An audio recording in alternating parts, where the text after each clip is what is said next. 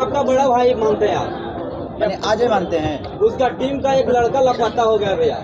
लापता हो गया? जी भैया, मुंबई स्टेशन पे बैनर लग रहा है और फिर जंक्शन पे बैनर लग रहा कहाँ से है भैया भाई? कोई बात नहीं, छोड़िए। अब लापता हो गया उसका मम्मी पापा का, अब हमारे काम पर खोजा। दोस्तों नमस्कार। आज केसारी भैया का पटना में कमर डैमेज गाने का इवेंट था।